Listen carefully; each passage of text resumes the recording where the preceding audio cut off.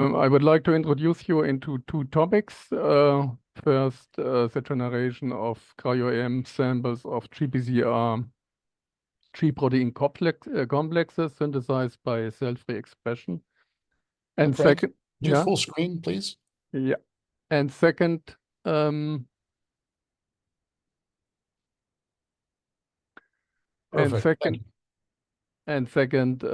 transfer of your in vitro or self-free synthesized GPCRs back into living cells, and both topics are based on nanodiscs. So that is a scheme how we synthesize our samples. So it's based on we have an in-house self-free expression platform based on E. coli lysates, and we synthesize the GPCRs or other membrane proteins co-translationally into preformed nanodiscs. These nanodiscs we assemble with different lipids or lipid combinations, and we first check which lipid or lipid combination fits best the given GPCR or membrane protein target. In addition to the nanodisc, we add purified G proteins, agonists, and if possible or necessary, stabilizing nanobodies or antibodies into the cell-free reaction. And you see it's a modular system, so if you exchange individual components, you can easily adjust the system to a new other target. So the whole procedure is completely detergent-free, solves a lot of problems, and most important is that in contrast to many traditional cell-based systems, which have to synthesize GPCRs heavily engineered, so with truncated terminal loops or truncated internal loop 3, or with the addition of stabilizing domains, we only synthesize the GPCRs as pure full-length protein, and they are only modified by a terminal purification tech, strep tech or his tech. So this is a flowchart for Cryo-EM sample production. So you set up the reaction in the afternoon, you incubate overnight, next morning you make a purification, and then in the afternoon, you're already ready to load your crits. So in the two examples I show you, for the histamine 2 receptor and the beta-1 adrenergic receptor, out of 2 milliliter of cell-free reaction, you end up with finally about 30 microliter of sample, which is good enough for 8 crits. The nanodiscs have a good advantage that they do not have any preferred orientation on the grid, so you can collect sufficient classes for structure calculation. So in case of the human histamine 2 receptor, we came down to a resolution of 3.4 angstrom, which is in good comparison to resolutions of similar structures here of the histamine 1 receptor with GQ that has been published previously. In addition, if you compare now our structure with all histamine receptor structures that have been published before, you see again, all of them contained significant deletions or even insertions of stabilizing domains. So our structure is the first full-length structure of a histamine receptor, and it was also the first of the histamine 2 receptor with GS in coupled to GS in nanodiscs. Certainly some interesting molecular details. I just show you one. So for ligand bindings, this residue at TM5 was always suspected or proposed to interact with histamine. Histamine is a common ligand for all 4 histamine receptors. We could show that in the histamine 2 receptors, TM5 is not involved in ligand coordination. However, this residue is essential for the interaction with histamine 2 receptor specific ligands or agonists. So this is kind of a selection residue for the histamine 2 receptor. Second example I want to show you is a human beta-1 adrenergic receptor. The beta-1 adrenergic receptor is among the best studied GPCR at all. I guess in more than 20 structures have been published, but all but one of them are from Turkey and not from human. And the reason is that the human GPCR, the human beta-1 adrenergic receptor, is highly sensitive against detergent or detergent extraction. And all structures that have been published before are heavily engineered, contains the truncated N and C-terminal ends and also truncated internal loop 3. So this is the first full-length structure of a beta-1 adrenergic receptor, and it's also the first human beta-1 coupled to GS. The additional domains, the terminal domains and the ECL3 are not structured because they are highly flexible, but they have constraints to the adjacent areas.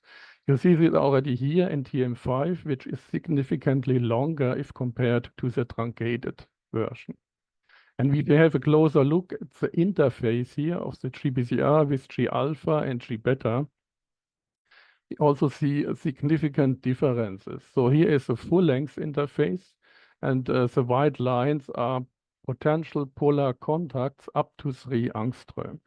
And you see that the full-length receptor makes significant more contacts if compared to the truncated version. In particular here, the elongated TM5 has additional clusters interacting with G alpha. And we even see clusters of interaction of the GPCR with G beta, and all these are not present with the truncated version. So this shows that indeed, it's a difference whether you analyze a full-length or a truncated version. Finally, I would like to show you another topic. Besides making structures, you're certainly interested to analyze the function of your cell-free synthesized GPCR or membrane protein.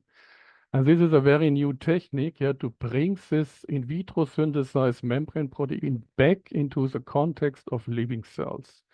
You simply incubate both together, and even within minutes you see a transfer from the nanodisc into the cell membrane of your GPCR. Also the lipids are transferred and the scaffold protein is going off.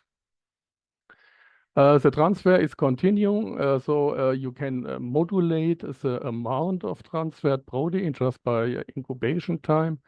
And the GPCR, you see here, GPCR MNG fusion is evenly distributed amongst the cell population. This also is in contrast to traditional transfection, where you always have some cells producing the GPCR like hell, while others don't produce at all.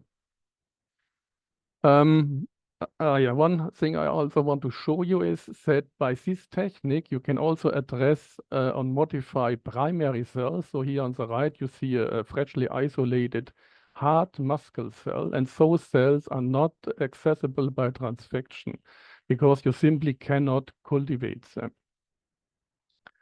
There are certainly other very interesting applications. I just show you one, and this is a dimerization of our cell-free synthesized GPCR with GPCRs which have been synthesized inside the cell after transfection.